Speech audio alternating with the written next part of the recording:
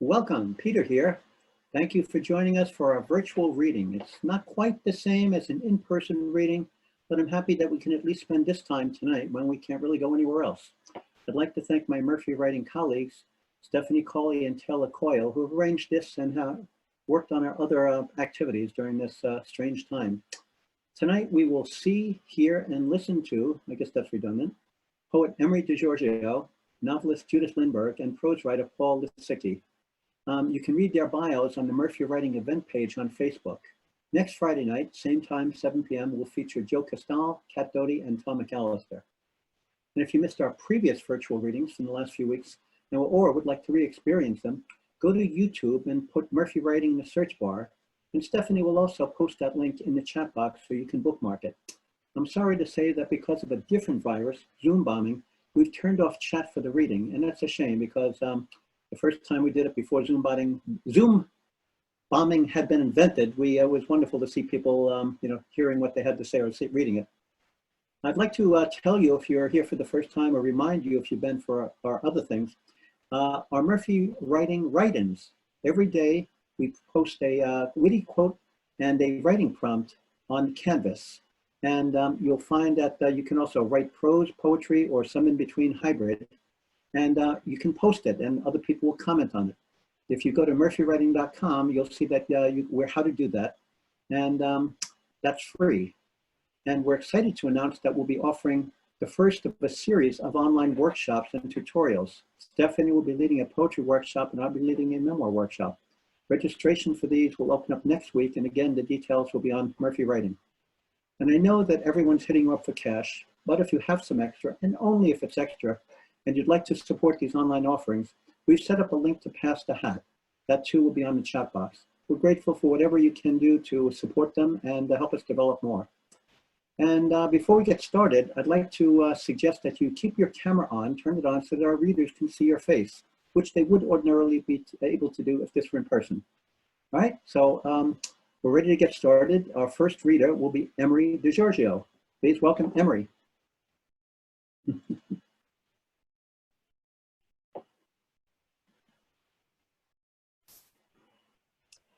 Hello, good evening. First up, I want to thank Murphy Writing. Thank you, Peter. Thank you, Stephanie. Thank you, Taylor, for creating this series, for inviting me to participate. It's a pleasure to read tonight. I'm super excited to read with Paul Lisicky and with Judith. This is a real pleasure. I'm going to thank all of you for tuning in tonight from your couch or kitchen table or bedroom. I'm grateful to reclaim my writing life right now because I'm playing many other roles right now responding to this virus.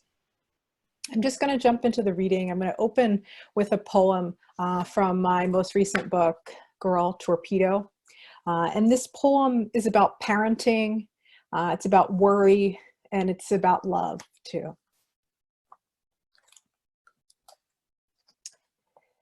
It's called In Her Lap to the World. Once, you could send an infant under 11 pounds by post. Trust the carrier to deliver your son, postage pinned to his little corduroy vest, to your sister, 80 miles away. It wasn't legal long.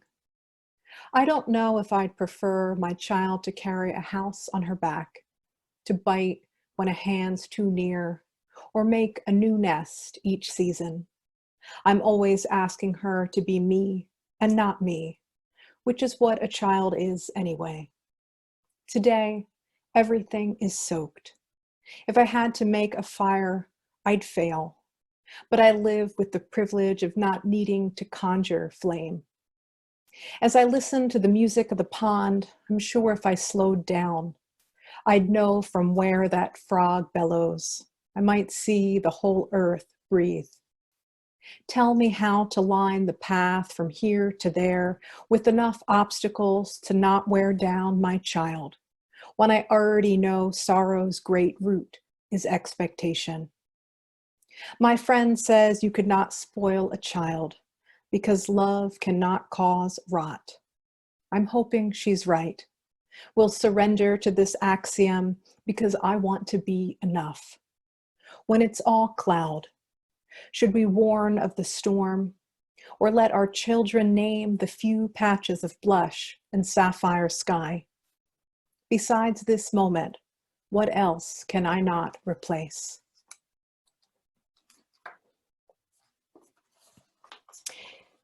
As I was preparing poems for this reading, I realized I don't have a lot of cheery poems.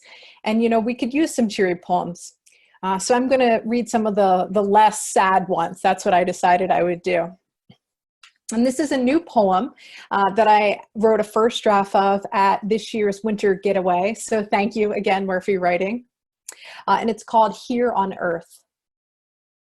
This was actually in Denise Duhamel's workshop. I'll give her a shout out too. Here on Earth. Here in this fluorescent diner, everyone asking for something. Real love, a raise, less pain, more coffee, a side of grits, please. I want to believe you, that on heaven's desk, the Lord leans over, erasing and redrawing with a ruler, your blueprint revised, the house your soul resides under construction, the lot flooded or stormed by albatross or wasps. But I cannot imagine a deity invested in our lives the way your husband spends hours on fantasy football drafts.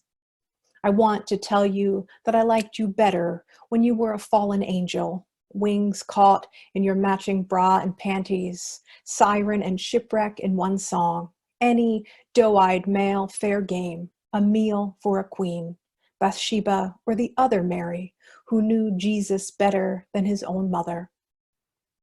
This belief feels as foolish as blowing eyelashes or throwing salt, things I've done.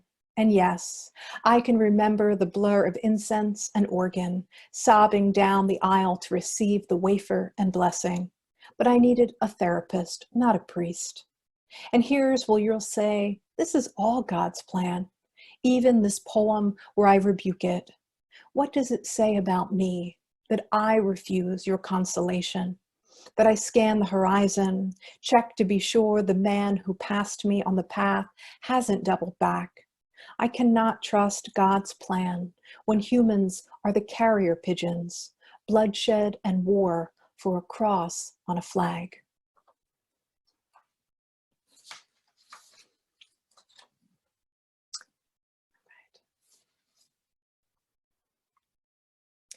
So I'm going to read a poem called Mercy and Dolores. Let me tell you about my tits, who I named just for this poem.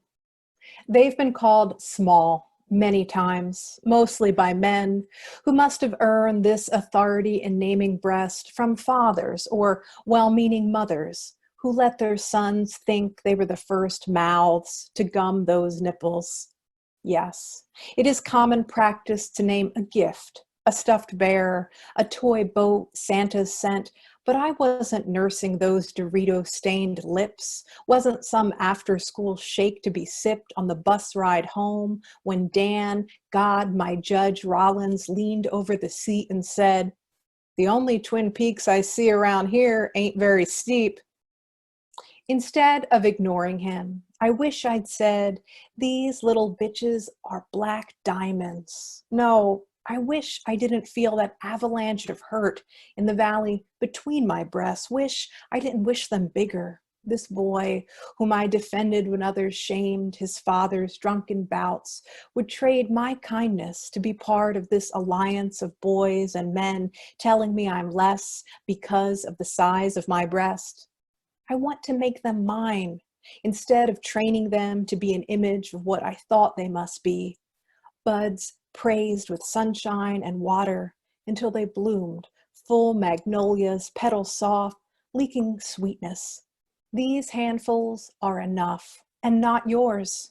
I'm taking them back from the still August air of that windowless bedroom, from the man who'd worry my nipple until it grew dull to touch, because he said as a boy he'd stroke the mole on his mother's neck to put himself to sleep. Yes, I let him use my nipple as a pacifier because I didn't know these tits were mine. Neither did my female colleague at the job talk who said, just put your pretty little tits on the podium and read. Nor the very busty clerk who recommended the ultra-padded sexy push-up bra. I'm taking them back from every human who'd stop and stare, who'd toss a penny into the well between my milk-swollen breasts with a wish to kiss or bury their face in every radical sorrow in them. My blessed-to-be maternal rivers of milk and my daughter at their bank's breast, my nipples glittering like copper coins no one could make me spend breast. Twin sisters, mercy and pain. So I have 2 poems left, one of my own and then another. So this poem is for my daughter, and it's called Giving My Daughter the Bird. She points up, index finger raised, as if she's testing the breeze or about to give a speech. The little soldier upright, first to volunteer, politely interrupting, chastising. No, no, dear, that isn't it. The middle one. I show her, unfurling the finger like a switchblade, the rest of my hand a fist, her eyes a smile. I begin my own sermon, a brief history of the Roman digitus impetus, or thou shalt not brandish it at school. But what does it mean, she asks. I deflect. Baby, trust me. Your teacher will call Principal Montague. In the rear view, I spy her snarl framed by her booster's headrest, a tiny judge holding court in my back seat. Okay, I sigh. It means fuck you. Sharp crack of consonants, the F word not forbidden in our house, reserved for grease burns and cat piss and shoes. She doesn't know it as the body's heaving, ass slap and heavy breathing, though now I've given her a silent dart, millennia old, the same one used to mark a forehead with dust and spit before casting a spell. My regret that she'll swallow her rage when she raises the small flag of her finger, and others will disregard its ascent, the air it stirred, mistake her silence for surrender. So let it be a one-finger victory salute. Let her teach her friends, Kendra, Allie, Jemiah, Viviana, a pack of kindergarten cubs roving the playground, 2 fucks curled in their fists. The bus line can have one, and the nurse with her warm apple juice hustling them back to class with a bellyache, and this busted pencil that never sharpens right, and that kid who strips crayons of their jackets and breaks them all, and whoever leaves pee on the seat.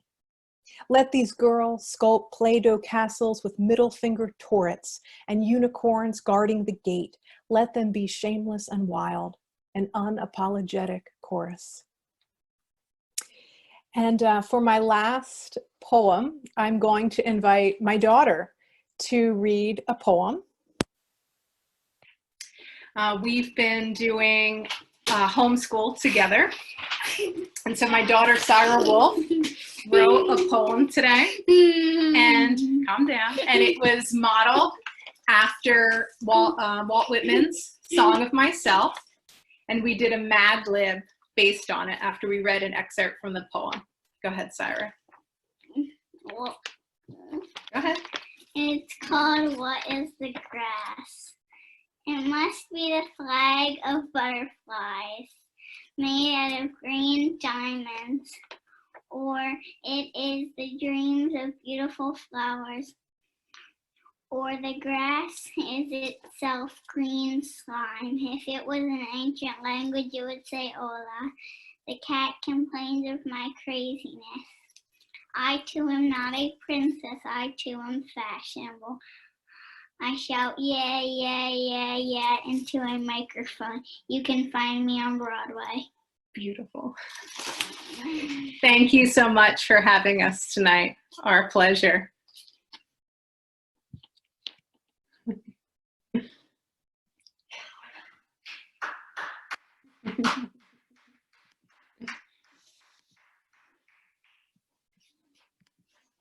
I'm staying here with you.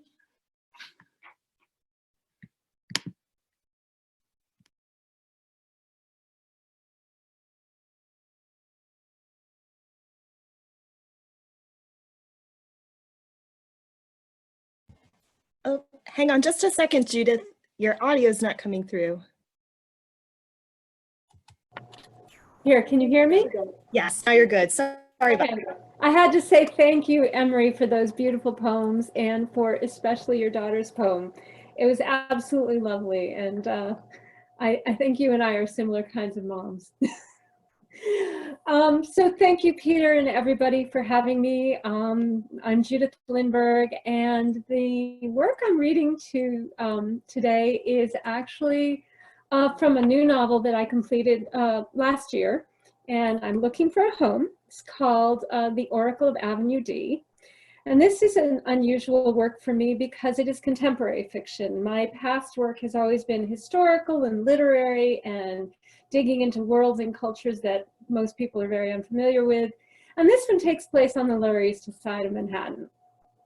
So The Oracle of Avenue D, this opening scene, it just at the beginning of Lydia Thaler's journey to find her way out of 10 years of paralytic grief after having lost her husband in 9/11.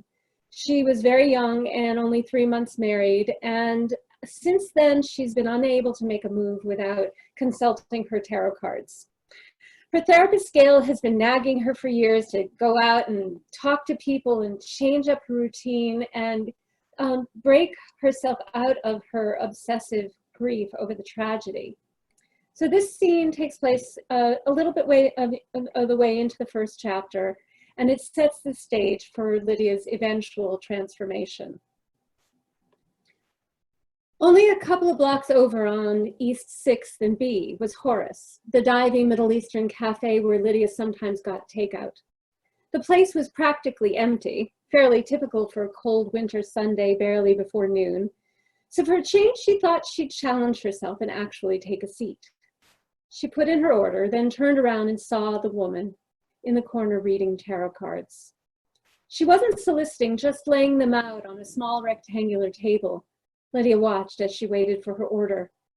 The woman was young, thin, tall, and oddly beautiful as she laid them out slowly with her long, slim hands, deliberately, pondering their significance in a way that seemed bemused. Then she'd scoop them all up, shuffle them wildly, and lay them out again. As she shuffled for a third time, she looked and caught Lydia staring. "Can I help you?" she asked frostily, as any wise, wary New Yorker being gawked at by a stranger in a cafe would. "No, thanks. I'm sorry. I don't do readings, if you're wondering." She laid the cards out again while Lydia looked on. "You're making me nervous. Do you mind?" Lydia murmured something unintelligible and turned away, but kept peering out of the corner of her eye. The woman laid the cards out again, the Celtic cross, the same way Lydia did. 2 crisscrossed in the middle, 4 cards counterclockwise, and the staff south to north, begging for the inner spirit's answers. The woman turned the cards over and started to consider them. Her long forefinger, wrapped in an ornate silver tube ring, stroked the cards. Almost compulsively, Lydia pointed. 5 of Cups, reversed. It's upside down. "Yeah, what about it?" the woman shot back, eyebrows raised. She wore no makeup.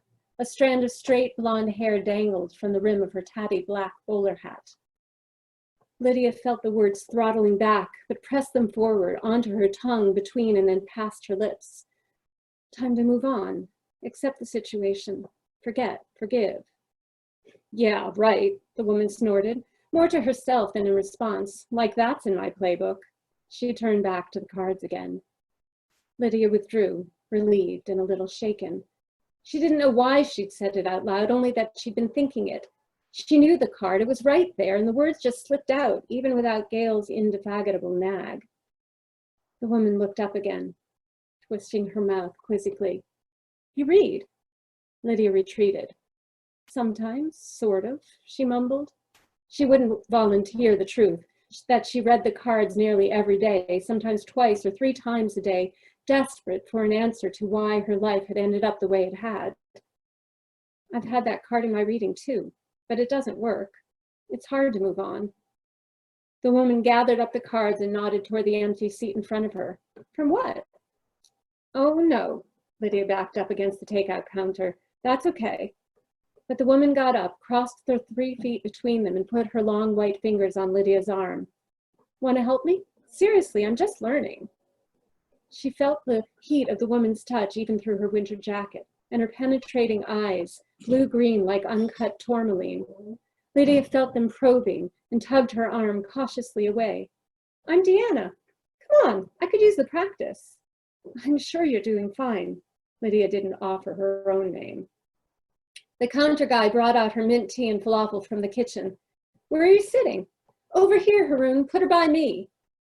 Haroon seemed to know her, judging from his vaguely disapproving look. Still, he placed Lydia's food in front of the empty seat at Deanna's table. Lydia felt a chill go through her, the subtle nausea that always accompanies her moments of meeting new people, any people, because the inevitable tell me about yourself questions always lead to tears before she could even answer. But her food was there. She was hungry, and she knew it would be awkward, not to mention unpleasant, if she just tucked away in the back by the bathroom where it smelled. Lydia unzipped her jacket and draped it over the back of the metal chair with the fraying vinyl padded seat. She sat down. Deanna started shuffling the cards again. Lydia picked up her pita and started to chew. She couldn't decide if Deanna was being friendly or just trying to scam her. New York was full of storefront psychics who advertised with garish neon signs promising readings for $10, palmistry, and tea leaves. Everyone knew they were a setup. The only people who ever went inside were probably tourists who didn't know any better or were looking for a thrill. Hustlers and fleecers, her father would always bellow every time her mother let it slip that she'd been down to the city for a reading at the old gypsy tea kettle. But her mother had trusted those old-fangled readers. They'd been her confidants and friends. Okay, me first. Tell me if I'm doing this right. Deanna laid out the cards while Lydia chewed. I know the positions, she was saying. This is the center, where I'm at, what's going on, and the cross card is the obstacle, what's working against me. She looked up at Lydia for approval. It's been a long time, she lied. I don't really remember. Deanna studied her with upraised, penetrating aqua eyes. Lydia remembered her mother dealing out the cards across the orange-flowered bedspread, the bedroom door locked and her gnawed fingertips shaking. Let me read your future, darling girl. Here's what I learned from Agrafena today. Agrafena was her favorite, her best friend at the gypsy tea kettle. Way back in the New Age 80s, her mom kept her tarot deck tucked under her mattress along with Shirley MacLaine's book about past lives and a small stash of quartz crystals hidden in a velvet bag. She only took them out when her father wasn't there. Lydia couldn't look away as Deanna turned over the cards. 9 of Wands crossed by 6 of Cups, the Hierophant, the Magician. Interesting. Isn't it weird how they always tell the truth, even when it's in unexpected ways? 9 of Wands, because I'm definitely going through... Just then, Deanna shut up, probably realizing she had no idea who she was confiding in.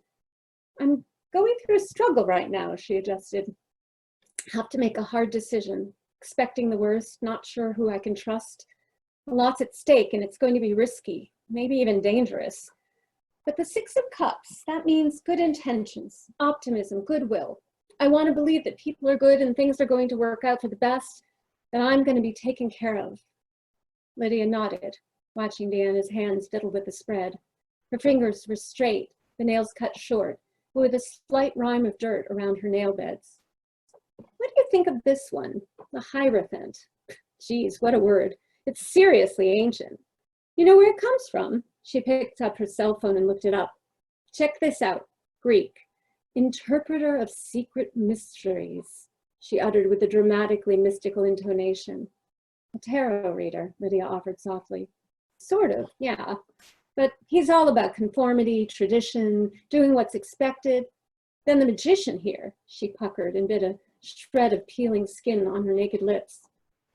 He's telling me to take action, to realize my potential, not to be afraid, that there'll be magical results. Does that sound about right? Deanna opened her pale eyes, wide and innocent, as if for approval. I don't know. I just sat down here. Deanna shook her head. You're right. Here, let me do a spread for you so I can practice. No, that's okay. No charge, I swear. You look like you could use it. Lydia knew that she could, and that she shouldn't.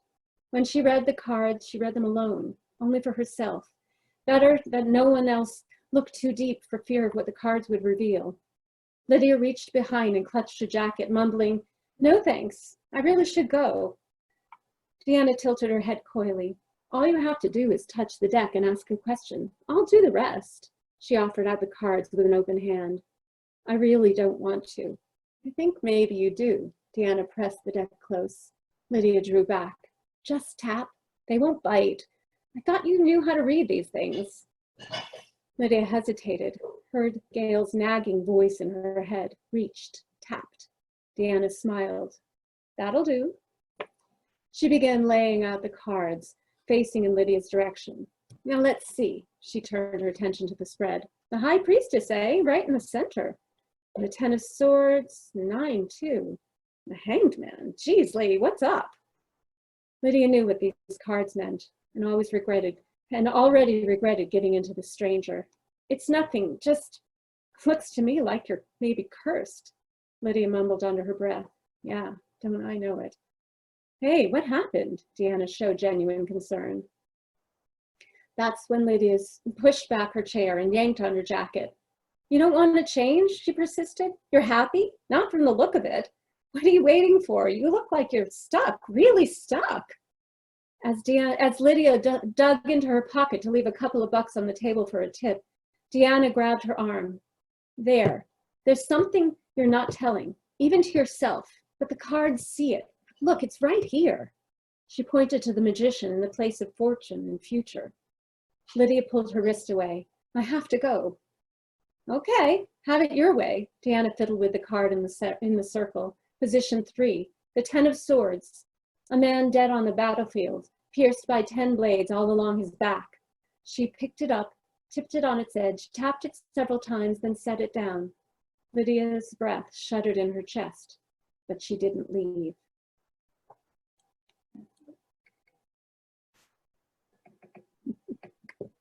Thank you.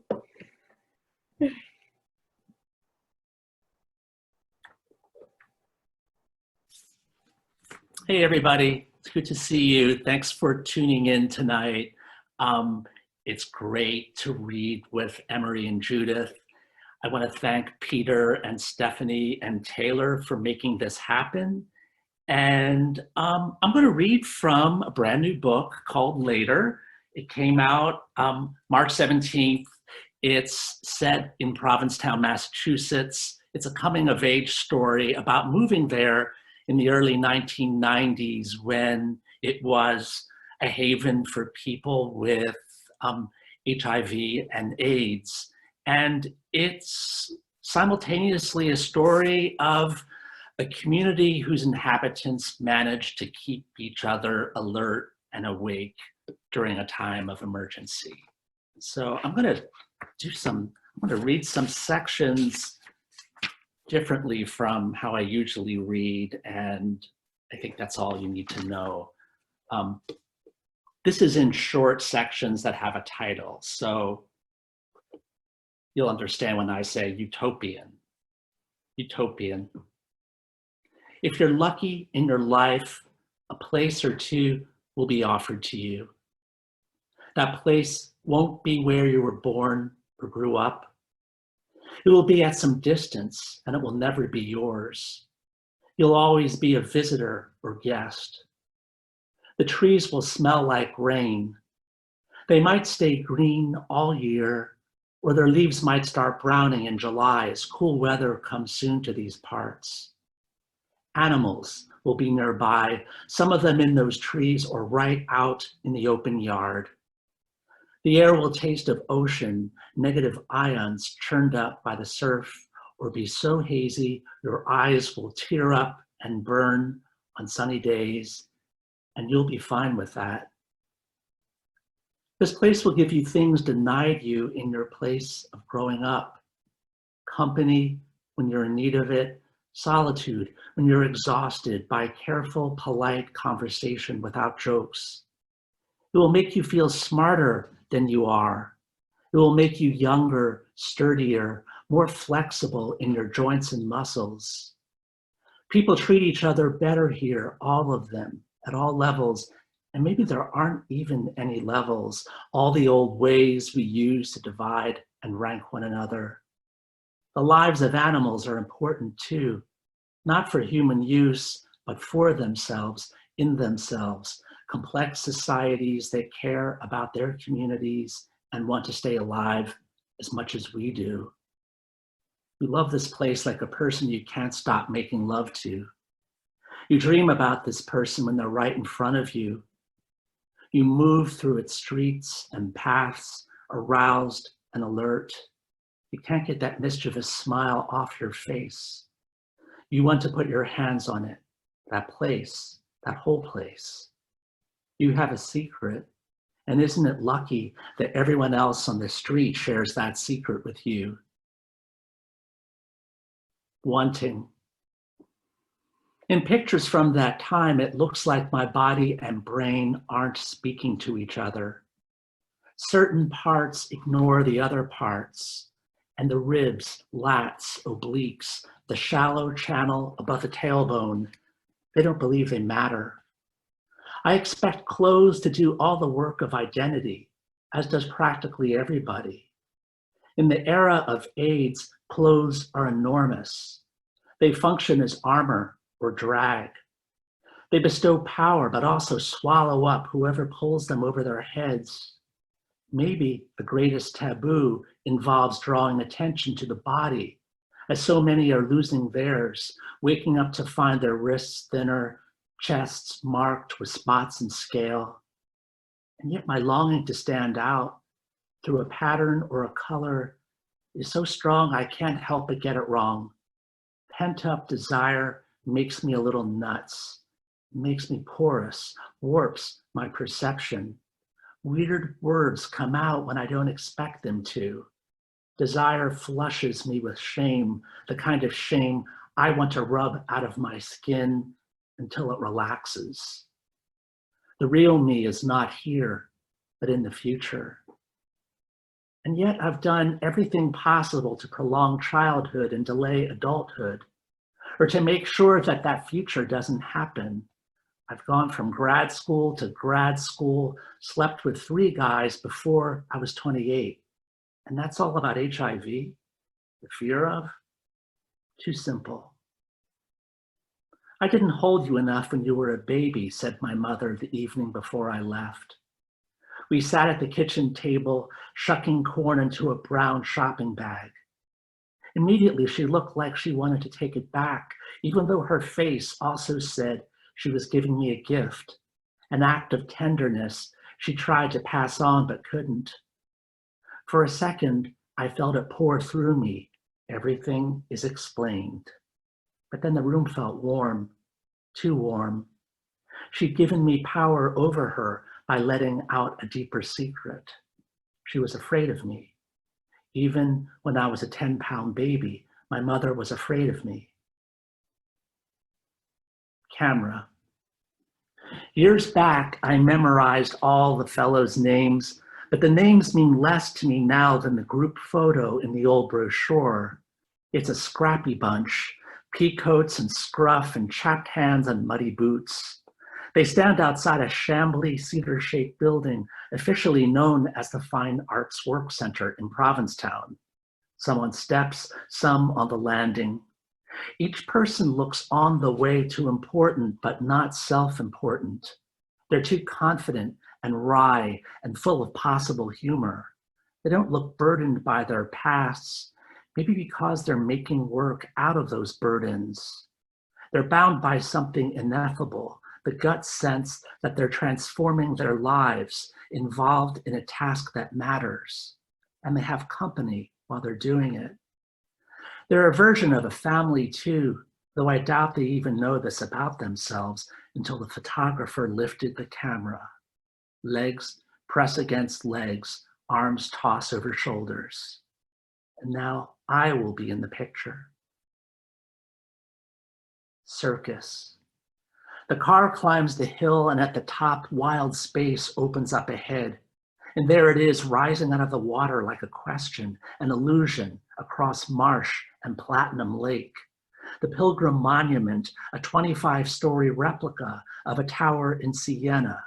the curved coast of the harbor shining, the spray of boxy white cottages along the beachfront, fishing boats, sailboats, boats of all types, pinned to the surface like thumbtacks.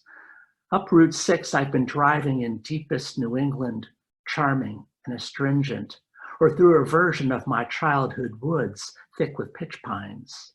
And from here, it's a tree-shorn city, stranger because I haven't driven toward a city in hours, not since Fall River. Who would ever tell that it's all of 3 blocks wide, 3 miles long, a long, reclining anaconda of a place? And maybe that's why every attempt to lay it out comes up short. Every representation stretches out into failure.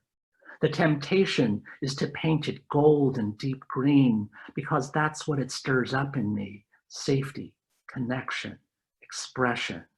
But Provincetown is neither warm nor cold, and it's never in between. A simultaneity of masks, a place constantly shifting like the light in the dunes. What should I expect of a town built on dunes? Movie. It's October and life is about to change for all forms: animals, humans, plants. Town seems less like the beach towns of my childhood and behaves more like a metropolis. The harbor is secret, tough to find. The openings narrow and few. Smelly, weedy, industrial. No settler could have predicted tourism. Who'd ever want to visit the windiest place on the East Coast, where loose sand once buried the houses to their eaves? It must have made sense to wall off the water, to shut down the view. For mariners and fishermen, the sea was work, the life they wanted to get away from. That sea could murder you too. So the street means more than it does in other places by the sea. Commercial Street is as wide as a rural drive, constrained on either side by stores. It pretends it's a boardwalk, but has no open horizon to calm frenetic minds. People don't disappear. People are larger here. Voices, faces, gestures, the cuts of jeans, shirt patterns. Clothes appear to be chosen experimentally, expect to be remembered, recorded. Commercial Street purring with the expectations of a catwalk, even when there's no one around to spy, interpret, pass on what they've seen. Haven. How far has my life been from my body, my breathing, my posture, my silliness, my joy?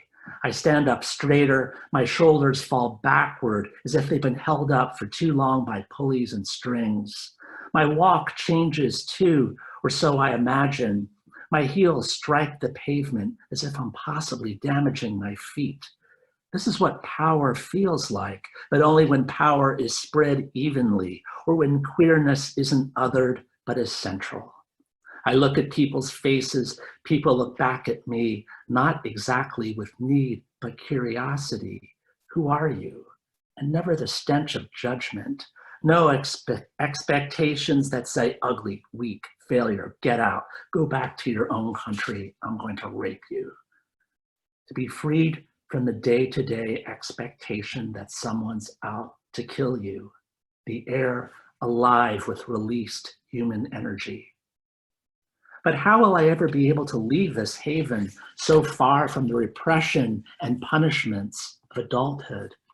Am I trapped in sweetness now? I've been given the cake of the afterlife, and I can't help but taste the chemical on my tongue. I'm going to do something a little bold and read something very late in the book, and I'll shut up so not to take up any more time. Thank you so much for listening all. So this is from the present, or the present of 2018. If you really love a place, you'll be able to walk with its flaws, not to love the flaws, not to accept them. Hell, you might even hate the flaws. No reason to describe a world in which hate wasn't ever ground together with love. Thus, You'll be able to say town is about as hard to get to as Tierra del Fuego.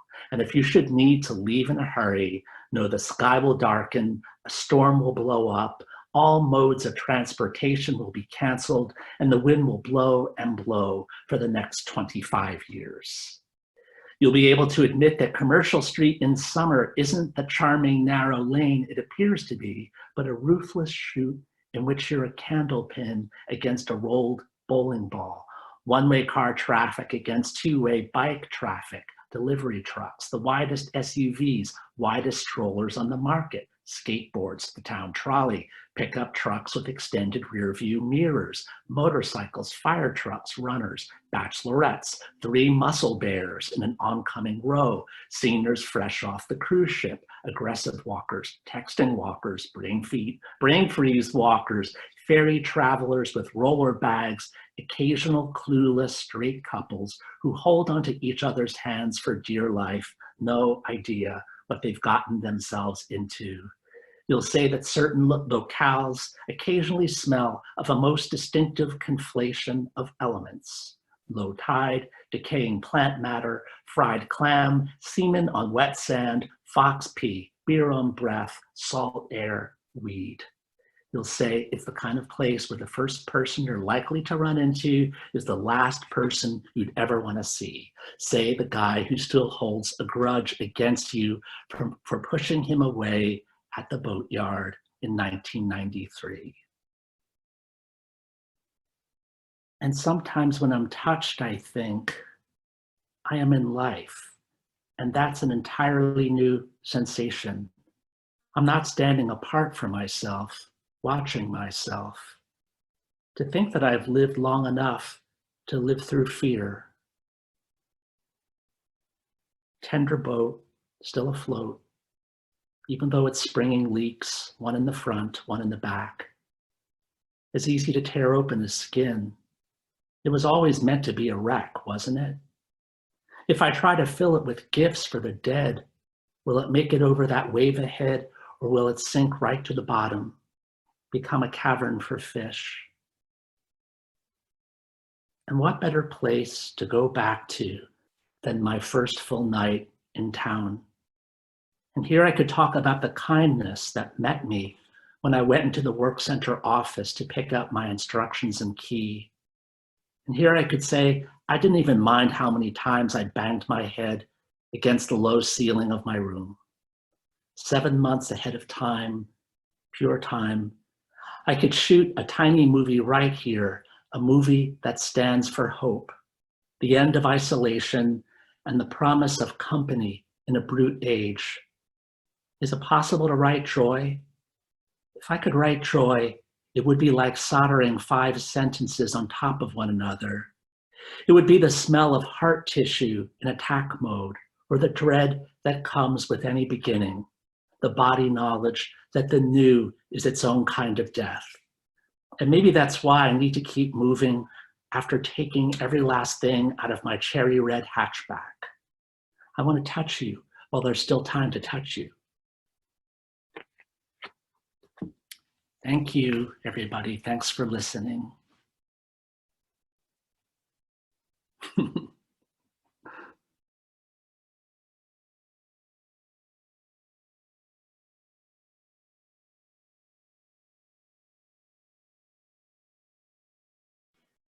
Okay, good. Thank you, Paul. That was wonderful. Thank you, Judith, and thank you, Emari. It was really a terrific reading tonight. I'm so glad we were able to join us. And thanks to all of our listeners and watchers out there. And Syra too, another reader. Thank you, Syra. We'll be doing this again next Friday night, so please join us at 7 p.m. and we'll have Joe Costal, Kat Doty, and Tom McAllister. And if you weren't here at the beginning of the presentation, why don't you look over the chat bar and you see some links there. Or go to the murphywriting.com website to see what other programs we have online to help you write, keep our community together. And that's it for tonight. Have a great weekend. May it be peaceful, may it be blessed. May you go into the yard or walk around the street, staying away from people. And for those of you who write, continue writing. We'll see you next week. Bye-bye.